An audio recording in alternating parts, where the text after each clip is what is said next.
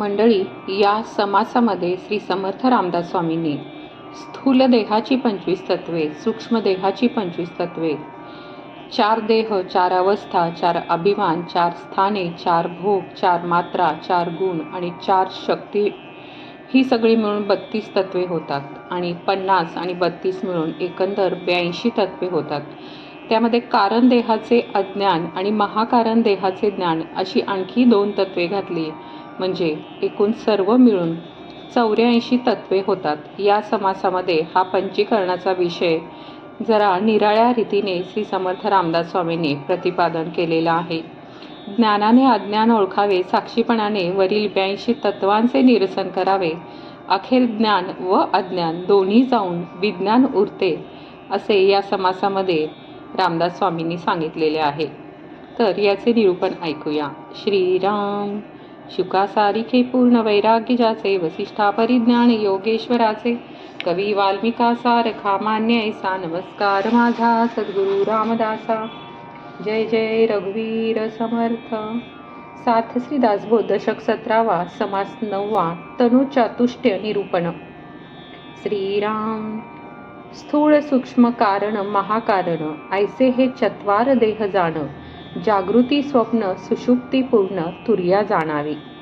विश्व तेजस प्राज्ञ प्रत्यगात्मा हे अभिमान, नेत्रस्थान कंठस्थान हृदयस्थान मूर्धनी ते. स्थूळ भोग, प्रविक्त भोग, आनंद भोग, आनंद व भास भोग ऐसे हे चत्वार भोग चौदेहाचे. अकार उकार मकार अर्धमात्रा तो ईश्वर ऐस्या मात्रा चत्वार चौदेहाच्या. तमोगुण रजोगुण सत्वगुण शुद्ध सत्वगुण ऐसे हे चत्वार गुण चौदेहाचे. क्रियाशक्ती द्रव्याशक्ती इच्छाशक्ती ज्ञानशक्ती ऐसा चत्वार शक्ती चौदेहाच्या. ऐसे हे 32 तत्वे, दोन्हीची 50 तत्वे, अवघी मिळोनी 82 तत्वे, अज्ञान आणि ज्ञान. ऐसी हे तत्व जाणावी, जाणून माईक ओळखावी, आपण साक्षी निरसावी येणे रीते. साक्षी म्हणजे ज्ञान, ज्ञाने ओळखावे अज्ञान, ज्ञानाचे निरशन देहा सरिसे. ब्रह्मांडी देह कल्पले, विराट हिरण्यगर्भ बोलिले, ते हे विवेके निरशले आत्मज्ञाने. आत्मानात्म विवेक करिता सारा सार विचार पाहता, पंचभूतांची माईक वार्ता प्रचिती आली. मंडळी, प्रथम 4 संख्येने 32 तत्वांचे रामदास स्वामी प्रतिपादन करतात. 4 देह म्हणून प्रत्येक तत्वाचे 4 प्रकार होतात. स्थूल, सूक्ष्म, कारण आणि महाकारण असे आपले 4 देह आहेत. जागृती, स्वप्न, सुषुप्ती आणि तुर्या या देहाच्या 4 अवस्था आहेत. विश्व, तेजस, प्राज्ञ आणि प्रत्यगामा हे 4 देहाचे 4 अभिमान आहेत. जागेपणी हा देह मी आहे असा अभिमान असणारा तो विश्व होय. स्वप्न पडत असताना वावरणारा मी तो तेजस आहे. गाढ झोपेत शांत असणारा मी तो प्राज्ञ आहे आणि तुरीय अवस्थेमध्ये जो साक्षी रूप अंतरात्मा असतो तो प्रत्यगामा आहे. विश्वाचे स्थान नेत्र, तेजसाचे स्थान कंठ, प्राज्ञाचे स्थान हृदय आणि प्रत्यगात्माचे स्थान टाळू आहे. स्थूल भोग स्थूल देहाचा, प्रविविक्त भोग सूक्ष्म देहाचा, आनंद भोग कारण देहाचा आणि आनंदावभास भोग महाकारण देहाचा आहे. प्रविविक्त म्हणजे निवडून वेगळा केलेला असा. स्वप्नामध्ये भोग असतो, पण तो सामान्य स्थूल भोग नसतो. ज्ञाताने किंवा भोक्त्याने एक प्रकारे निवडलेला भोग असतो, म्हणून तो प्रविविक्त भोग आहे. सुषुप्तीच्या पलीकडे पण परब्रह्माच्या अलीकडे आनंदमय कोशामध्ये जो आनंदाचा भोग होतो तो महाकारण देहाचा आनंद व भास भोग होय. अकार स्थूल देहाची मात्रा, उकार सूक्ष्म देहाची मात्रा, मकार कारण देहाची मात्रा आणि जिला ईश्वर म्हणतात ती महाकारण देहाची अर्धमात्रा आहे.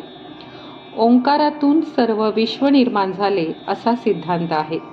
ओंकारावरील जी अर्धमात्रा ती बिंदूने दर्शवितात. आकार म्हणजे जड पंचभूते, उकार म्हणजे जीवनकला आणि मकार म्हणजे अंतःकरण आणि अर्धमात्रा म्हणजे अंतरात्मा आहे. तमोगुण हा स्थूल देहाचा, रजोगुण हा सूक्ष्म देहाचा, सत्वगुण हा कारण देहाचा आणि शुद्ध सत्वगुण हा महाकारण देहाचा आहे.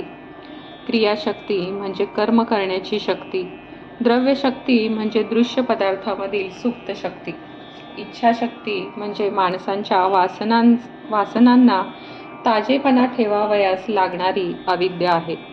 ज्ञानशक्ती म्हणजे मी आत्मस्वरूप आहे या अनुभवातून निर्माण होणारे सामर्थ्य. अशी ही 32 तत्वे आहेत. त्यांच्यामध्ये पूर्वीची स्थूल देहाची 25 व सूक्ष्म देहाची 25 अशी 50 तत्वे मिसळली की 82 तत्वे होतात. शिवाय ज्ञान आणि अज्ञान ही दोन्ही आणखी घालायची अशी एकंदर 84 तत्वे होतात. ही तत्वे सारी माईक आहेत हे जाणून त्यांचे निरसन करावे. ज्ञानाने अज्ञान नाहीसे करावे म्हणजे आत्मज्ञानाने समाधान होते. तत्वे अशी आहेत ते ओळखावे, ती सारी माईक आहेत हे जाणावे. आपण साक्षीपणाने राहून त्यांचे निरसन करावे. साक्षीपणा म्हणजे ज्ञान होय. त्या ज्ञानाने अज्ञान ओळखावे. देहाचा निराश झाला की ज्ञान आणि अज्ञान दोन्हीचा निराश होतो. पिंडाच्या देहावरून ब्रह्मांडाच्या देहाची कल्पना केलेली आहे. त्यांना विराट व हिरण्यगर्भ अशी नावे आहेत. आत्मज्ञानाने विवेक केला म्हणजे त्यांचेही निरसन होऊन जाते. आत्मानात्म विवेक केला असता आणि सारासार विचार करून पाहिले असता पंचभूते माईक आहेत अशी प्रचिती येते. हाडे, मांस, त्वचा, नाडी व रोम हे 5ही पृथ्वीचे गुणधर्म आहेत. आपण स्वतःच्या शरीरामध्ये हे वर्म प्रत्यक्ष शोधून पाहावे. रेत, रक्त, लाळ, मूत्र, घाम हे पाण्याचे पंचक आहेत. ही तत्वे समजून स्पष्ट कल्पना करून घ्यावी. भूक, तहान, आळस, निद्रा आणि मैथुन हे 5 तेजाचे गुण आहेत. या तत्वांचे विवेचन पुन्हा पुन्हा करावे. चळन, वळण, प्रसारण, निरोध आणि आकुंचन हे 5 गुण वायूचे आहेत. हे श्रोत्यांनी ओळखावे. काम, क्रोध, शोक, मोह आणि भय हे आकाशाशी संबंधित आहेत. याचे विवरण केल्यावाचून ते समजणार नाहीत. असो, असे हे स्थूल शरीर आहे. त्यामध्ये 25 तत्वांचा विस्तार आढळतो. आता सूक्ष्म देहाचा विचार सांगतो.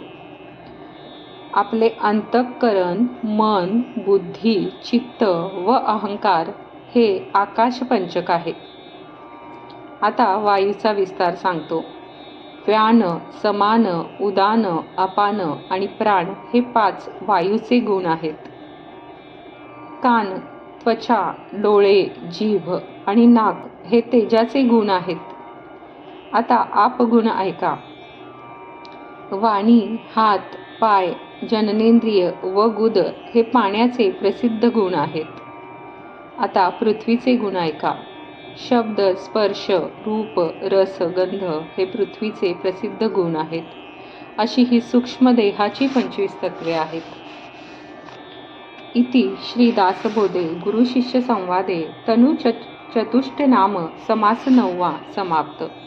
जय जय रघुवीर समर्थ. तुम्हाला हा व्हिडिओ आवडल्यास कमेंट, लाईक, शेअर करा आणि पुढील 10व्या समासासाठी हे चॅनल सबस्क्राईब करायला विसरू नका. श्रीराम.